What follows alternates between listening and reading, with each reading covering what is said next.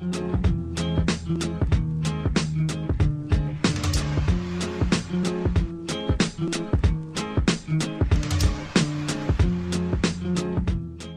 are from school New Era.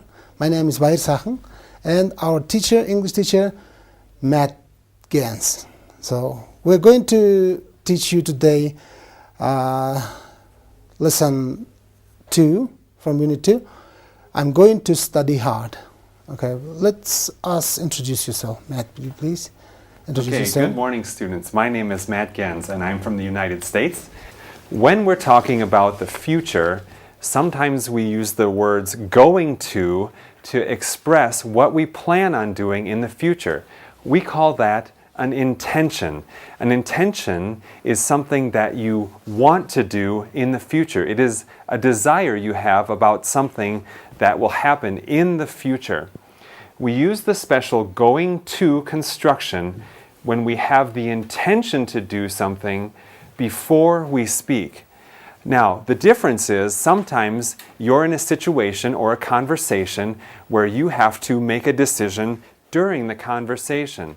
But this is different. When we use the going to construction, we already have made the decision in our mind before we speak. That's the difference. We have already made a decision before speaking. Good. Let's look at these examples here for intention. A person could say, I have won $1,000. I am going to buy a new TV. When did they make the decision to buy the TV? He says, I am going to buy a new TV. When did he make that decision? Well, the answer is before he won the $1,000. He already had it in his mind that he wanted to buy the new TV. Now he has the money. So the decision was made before. So he says, I'm going to buy a new TV. Next example, we're not going to see my mother tomorrow. When did they decide about seeing their mother? Was it right now or was it before now? The answer is, of course, before now. Maybe they already have some other plans. Maybe they have something else that they're going to do or something else that they need to do. When are you going to go on holiday? When are you going to go on vacation? The person being asked the question already knows the answer because this is a holiday. A holiday is not something you do quickly without thinking. A holiday, perhaps, is something that you plan for many months or maybe even a year ahead of time. So, when are you going? I already know the answer. Oh, I'm going in February. In these examples, we had an intention or plan before speaking. The decision was made before we spoke. In the example of the holiday, when are you going to go on holiday? In February. I already knew that answer before I spoke. Okay, we often use going to make a prediction about the future. Our prediction is based on evidence or things that we already know. We are saying what seems sure to happen. That means we are confident or very sure that it will happen. Let's look at some examples. The sky is very black. It is going to snow. How did they know it was going to snow? The answer is the sky is becoming dark. It is becoming black. The next example. It's 8:30. You're going to miss the train. You could say, you will miss the train, but why did they choose to say going to instead of will? Will also talks about the future, but here they used going to. Can you see the answer? It already said, it's 8:30. They looked at their watch. They said, it's 8:30. You're going to be late. That's the evidence. That's the reason that they know that they're going to be late. You're going to miss the train. They know that. The next example. I crashed the company car. My boss isn't going to be very happy. Well, who owns the car? The company owns the car. So his boss is not going to be happy. Maybe he already knows some things about his boss, that he's not very good at handling these kinds of situations. So he said, my boss is not going to be happy. He was very sure about it. So in these examples, the present situation, the current situation, the black sky, the time, the damaged car, those things give us a good idea of what is going to happen. Okay. I wonder, Matt, maybe some of our students, they don't know when they should use going to and when they should use will. Can you tell us about this? Yeah, that's a very good question. As I said before, when we're talking about the future, it's very easy to use the simple future tense, will. I will do this tomorrow. I am going to do this tomorrow. Sometimes we don't know which one we're supposed to use. That's a great question, by our second. Let's look at the difference. What is the difference? We use will for a prediction when we have no real evidence. It will rain tomorrow. Well, remember, in the previous example, the sky was becoming very dark, and so we knew it was going to snow. But here, in the example, it says, it will rain tomorrow. The difference is, maybe it's just my idea or my feeling. I feel like it's going to rain tomorrow, but I'm not sure. That's the difference. We use going to also for predictions, but the difference is we know there's some evidence. It's going to rain. You can see the big clouds in the sky. You can see the clouds are coming, and you can see the rain in the distance. It's going to rain. If we use will, we're not sure. We say, it will rain. That's the difference. Let's look at some more. Will. One of the most common ways to talk about the future is using will. Many of you are very familiar with this tense already. We will do this. I will call you tonight.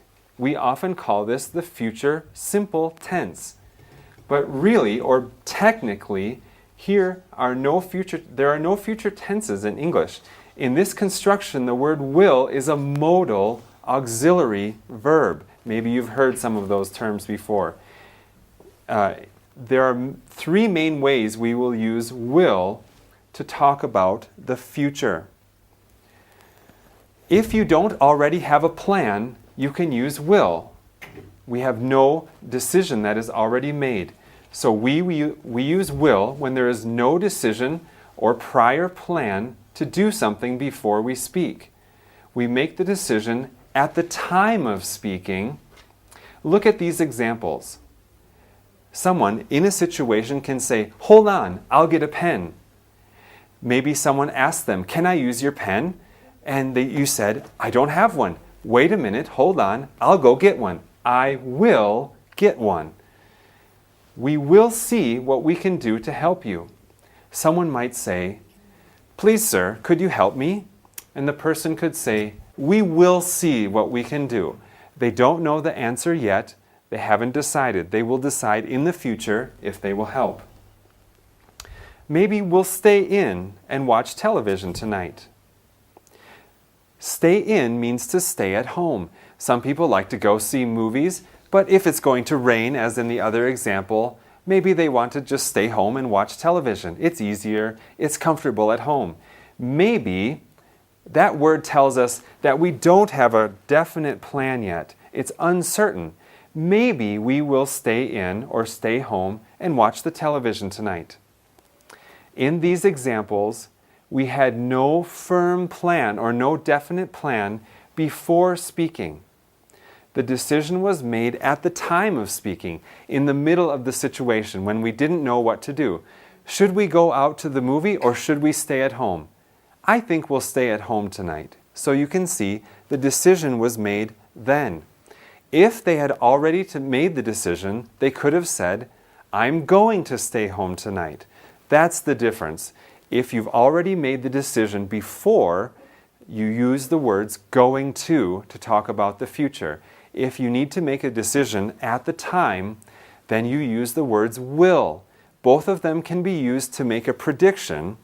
Going to is based on evidence that you already have, like the sky is getting black, it's going to snow or going to rain, or situations where you don't have evidence already, you just think, maybe it will rain tomorrow. I just used the word think. That brings us to our next example. We often use will with the verb think. I think I will go to the gym tomorrow. I think I'll have a holiday next year. In these situations, the person is trying to decide what they will do. It's like they're talking in their mind, or maybe to someone else. They'll say, "What are you doing next week?" "I think I will go to the gym next week," or something like that. "I don't think I'll buy that car." They still haven't made the decision yet. If they had made the decision, they could say, "I'm not going to buy the car." Here they say, "I don't think I will buy the car." Do you see the difference? One says, "I certainly will not buy the car." The other one says, "Maybe I will not buy the car." That is the grammar focus for today. Here we can use the grammar focus again to talk about predictions. We often use will to make a prediction about the future. Again, there is no firm plan. We are saying what we think will happen. Here are some examples. It will rain tomorrow. People won't go to Jupiter, the planet Jupiter, before the 22nd century. Who do you think will get the job? We don't know. Now, when we use the be verb, there's always an exception to the rule. This is kind of a difficult verb. The verb be is an exception with will. Even when we have a very firm plan or something that's already decided, and we are not speaking spontaneously or suddenly, we can use will with be. Look at these examples. I will be in London tomorrow. Now, in that situation, they're not guessing, they're not making a prediction. It's a fact. I will be in London tomorrow. So when you use be with will, those two together, it changes the rule a little bit. There will be 50 people at the party. How do they know that? Perhaps they sent out some invitations and said, "Please respond with your reply if you're coming or not." 50 people sent the invitation back, so we know there will be 50 people at the party. The meeting will be at 9:30 tomorrow.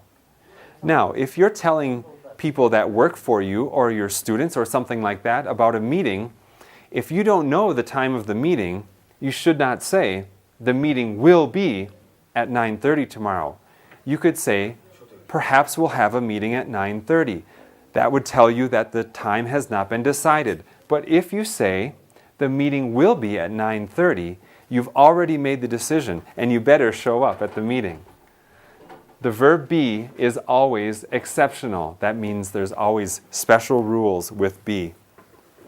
Good. Thank you, Matt, for useful information and wonderful presentation about how we can use going to, and also how we can differentiate going to and will. So let's talk about why students should study hard. I'm going to start hard. Why should students study hard? Okay, good. That's a great idea. Just to quickly show you here, the information from this lesson was from EnglishClub.com. It's a great place to get many, many articles about English, and also CIE. This is Cambridge International Examinations, the organization that we have partnered with, and you can get much information here as well. That's a good idea, by our second. Let's talk about that. In my class, I was teaching my students about dreams. I was trying to tell them to have dreams is a good thing. All the children have dreams, right? Maybe you've thought about what you would like to do in the future. Maybe you've thought about what you would like to do after high school, after college, things like that. By our second, now you are studying right now. You are studying at the doctorate level. What do you plan on doing after you finish studying your doctorate? I'm going to work in Mongolia, and I'm going to change people Okay. Because education is very important thing in our life. If people will be changed, so maybe the prosperity and development will come to Mongolia. Wow. So I will help people to make changes. Good. Did you hear, students, how he said, I'm going to? He's already decided what he wants to do. When he finishes studying, he's going to stay in Mongolia and help educate the people of Mongolia to move the nation towards even greater prosperity. That's a great idea. As I was saying, in my class, I was teaching the students about dreams, trying to encourage them. Students, you should dream about big things. What are your hopes for the future? What do you want to do? And of course, all of the students had ideas. They all had things that they wanted to do. And so I had the students do a writing assignment. I said, write down all of your dreams. I want to hear about your future plans, the things that you would like to do. And then I said, now, students, how are you going to reach your dreams? And they all looked at me and they said, well, what do you mean? And I said, well, it's good to have a dream about the future. We all need to have dreams. They inspire us or they help us do great things, do the things that we want to do. But I said to them, how are you going to reach your dreams? What are you going to do now in order to reach your dreams? They said, oh, very interesting. I said, yes. I said, many people have dreams. They think about the future and they say, someday I'm going to be this. They've decided, but they have no idea how they are going to make this possible. Do you see the problem here? It's good to have dreams. It's good to think about what you want to do in the future. But if you don't know how you're going to accomplish your dream, it will be very difficult, maybe even impossible. Many people think, my dreams will come to me. It is possible that a dream might be given to you. But for most people, almost all people, you will have to work very hard to accomplish your dreams. So I was trying to get my students to say, this is my dream. I want to be a doctor. I want to study in Paris. I want to do this or do that. And so I had the students say,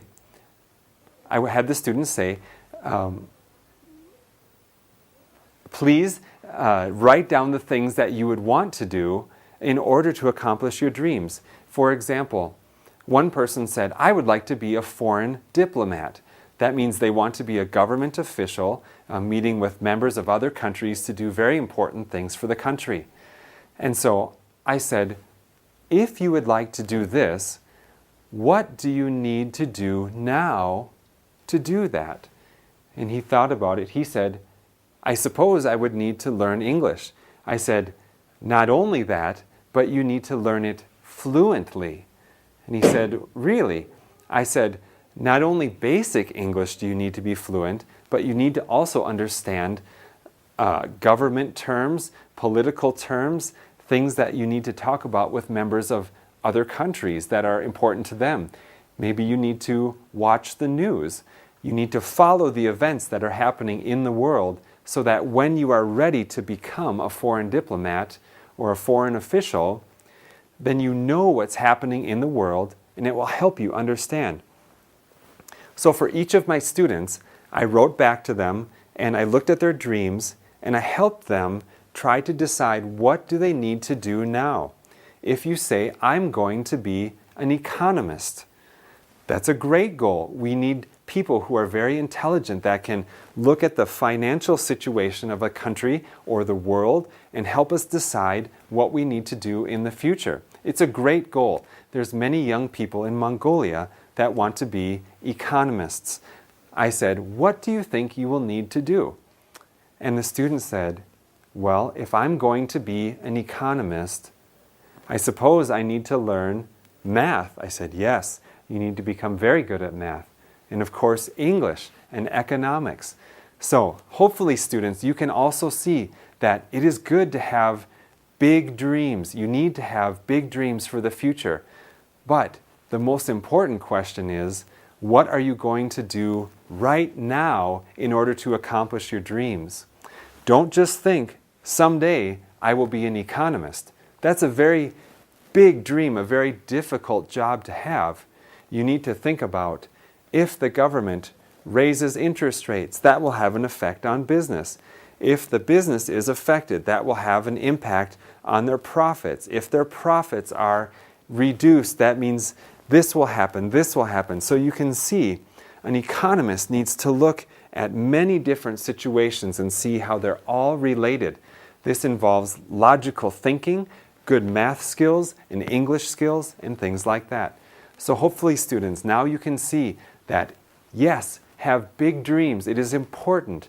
But you also need to understand, this is what I need to do right now if I want to accomplish my dream in the next 5 years.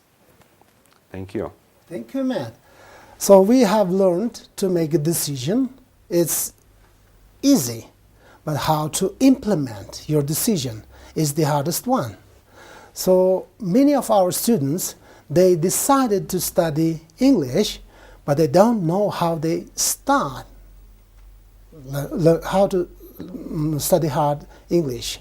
So what would you tell about these ideas? When they can start? Yeah. If you're going to learn English, it is always best to start as early as possible. If you have never studied a foreign language before, you might be surprised at how difficult it is. Many people in Mongolia say, yes, I want to learn English. But if you do not realize that it takes 2 years, 3 years, or even 5 years to really study a language well, then you will be very surprised as the time goes on. If you're not studying, you won't learn it without doing the hard work. So, yeah, you've been an English teacher for a little while. How could you recommend that students, what kinds of plans should they be making now if they want to be fluent in English in the next 5 years? What would you recommend? Yes, I'm very experienced with English teaching, and I know many of our students, they want to be very fluent at English, but only few of them can speak English fluently. What is the reason? As I mentioned, people study not enough time on the English study. They spend only 3 or 4 hours per week, and it takes a lot of time to study English. If they were studying English every day, 3 or 4 hours every day, so they will be very good at English in a short time. But short time is also not 3 months, not 6 months. Indeed. We have to have a long-term aims to study English and become fluent. It's very hard job. So we need to study every day, and besides this, we have to have very big desire to study English, and we have to organize ourselves to study English every day, at least 3 hours. That's a very big goal. Indeed, if you're going to learn a language in 5 years and be fluent at it, you can't sit around doing other things every day. Now, by a second, I have seen some of the students here that, especially the young boys, they really like playing video games. It seems to be very popular in culture with maybe between the ages of 12 and even into their 20s. Now, if people are going to learn English, what do you think they should do about playing video games? Do you recommend this? Some of our younger students, they say, I'm going to be a computer programmist. I'm going to be a computer engineer. I'm going to be a soft programmist, a soft engineer. So I would tell them, computer is very important tool. They can use this. But if they use this uselessly, it's not correct. They have to connect the English with their future profession and practice in their future profession, but in English. So if they will do this, the computer might be very useful for English study and for the future job also. Yeah, I would recommend students, when I was your age, I also liked to play video games a lot. I really understand how exciting they can be. But now that I am a little older, I have also learned about what it really takes to accomplish your dreams. It is very important to remember that dreams don't just come to you on their own. You have to work hard for them. So remember, don't waste your life doing things that won't get you towards your dreams. If you really want to accomplish your dreams, do the things that are necessary that will get you to your dreams. Thank you. And also, in addition, I would tell that English 7 is a wonderful book with many exercises, many tasks, and useful information. But remember, English is very rich language, so you can use all resources around yourself, like internet, books, readings, and movies, and newspapers. So English books, course books, is not only resource of English study for yourself. So please use the many as possible resources and interesting for you to study English. Thank you very much.